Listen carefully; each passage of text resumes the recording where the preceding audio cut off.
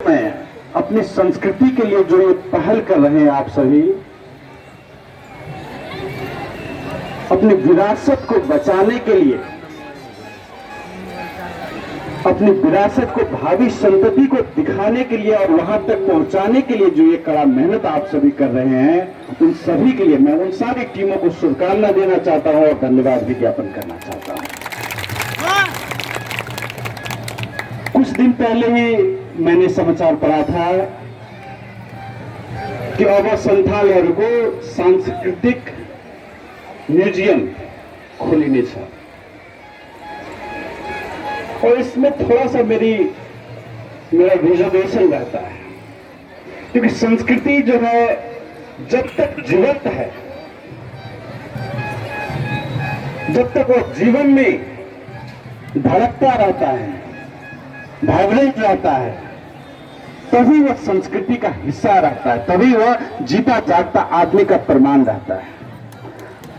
जब किसी भी संस्कृति या नाच को म्यूजियम में रखने की जरूरत पड़ जाए तो यह हम सब के लिए चिंता की विषय है, क्योंकि म्यूजियम में उसी को रखा जाता है जो लोप होने के कगार पर पहुंच जाते हैं। म्यूजियम में वही प्राणी को रखा जाता है जो लोप होने के कगार पे पहुंच जाते हैं, वही पशु पंक्षी को रखा जाता है जो लोप होने के कगार पे पहुंच जाते हैं। तो यह हमारे लिए खुशी का नहीं, हम कहेंगे कि चिंता का विषय होना चाहिए कि कहीं हम मिटने के कगार पे तो नहीं है, कि हमारी संस्कृति मिटने की कगार पे तो नहीं है कि इसके लिए म्यूजियम खोलना पड़े।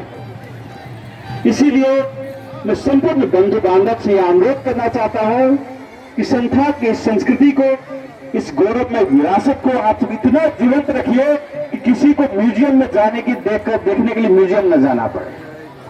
और यहीं पर ऐसे ही कार्यक्रमों में आकर, आपके जीवन में आकर, आपके घर आंगन में जाकर उन्हें संथाल की संस्कृति देखने को मिले, उसे कोई म्यूजियम में लोकोन्मुख रूप में देखने को न मिले। और इस कार्य के लिए आप सभी जो आज मेहनत किए हैं, सभी ने जो अपना नृत्य प्रदर्शन किया है, अपना जो पोशाक होता है पारंपरिक पोशाक प्रदर्शन किए हैं, अपनी कला प्रदर्शन किए हैं और अपनी भाषा में बोल रहे हैं, ये बहुत ही सुंदर बात है। इसके लिए मैं आप सभी को धन्यवाद देना चाहता हूं। और आज भाद्र 28 गते का दिन है और यह मेरे लिए बहुत ही अविस्मरणीय दिन है।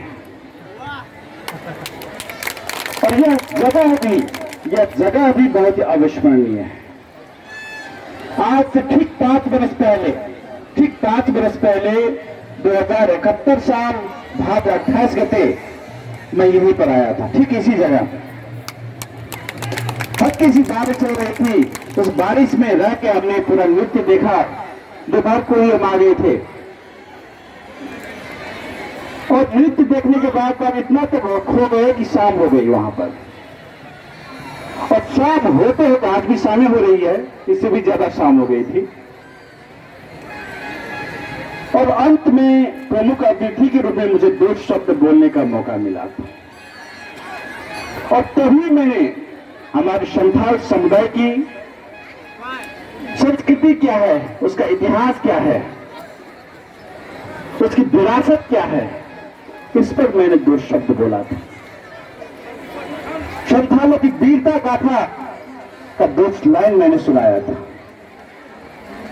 भारत में संथाल भूल हुआ, संथाल विद्रोह हुए, संथाल जनजाति जो अंग्रेजों के हुकूमत के खिलाफ खड़े हो गए और किस तरह वीरता पूर्वक वे लड़े, उसका 2 लाइन मैंने वहां सुनाया था।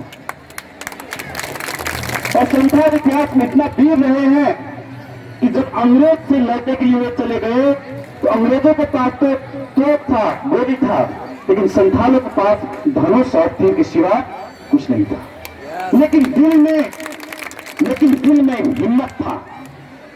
भले अंग्रेजों के पास तोप की गोली क्यों ना हो, तोप क्यों ना हो, बम और बारूद क्यों ना हो, लेकिन संथालों के दिल में एक जुनून और हिम्मत था।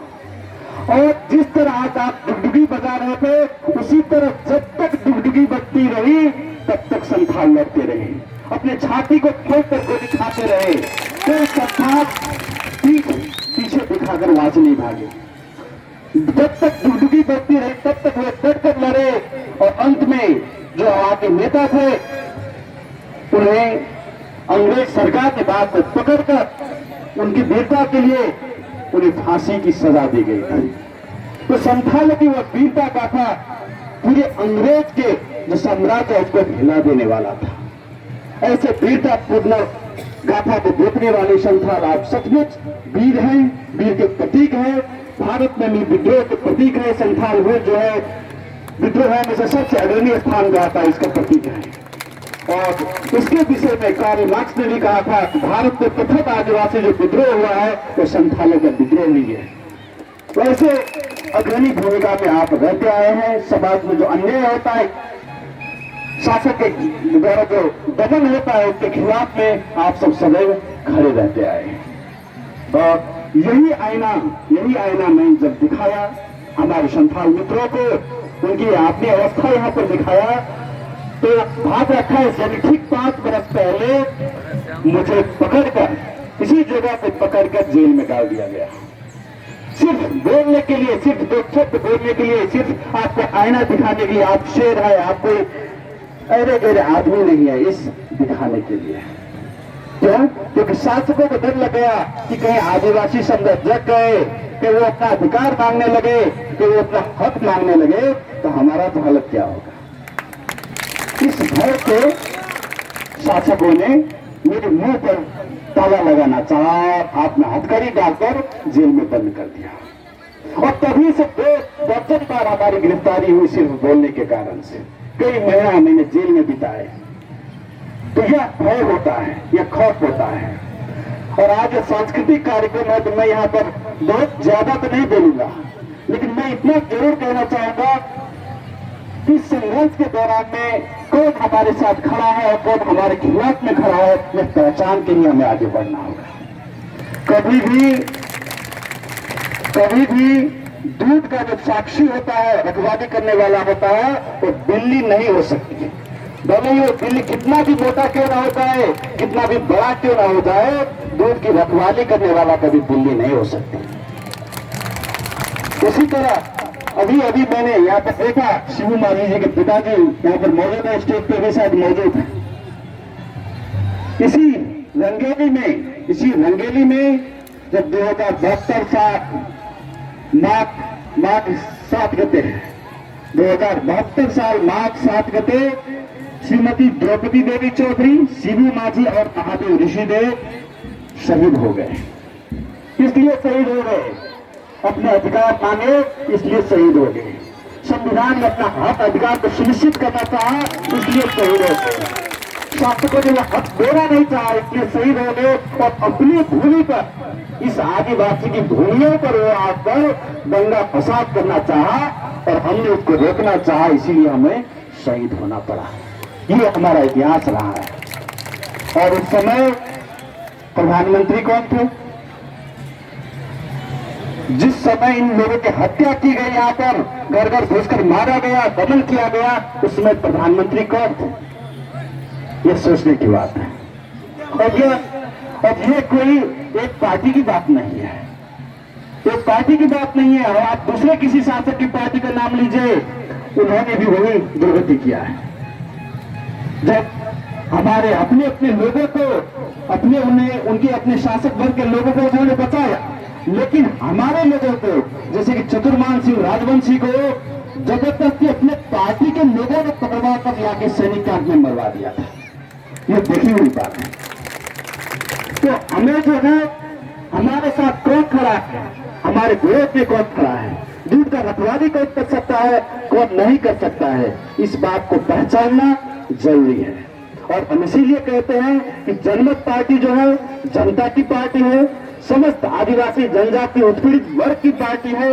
और इसलिए आप सभी इसका साथ दें। और हम सब आदिवासी के जितने भी अधिकार है, हमारे घोषणा पत्र में ही हमने लिखा है कि हम सब ILA 169 की तरफ जितने भी साधन से होता है, भूमि है, जंगल है, जमीन है, उस पर आदिवासी समुदाय का अग्राधिकार कायम करने के लिए हम सब लड़ेंगे और आखिरी तक लड़ेंगे। इसीलिए आप सभी साथ हो। आज मैं इतना ही कहना चाहता हूँ और आप सभी को जितने भी टीम आज के नृत्य में भाग लिए हैं सभी को विजय की शुभकामना देते हुए मैं आज के लिए यहीं पर धन्यवाद देते हुए विदा होना चाहता हूँ। धन्यवाद। जय मधेश, जय स्वराज।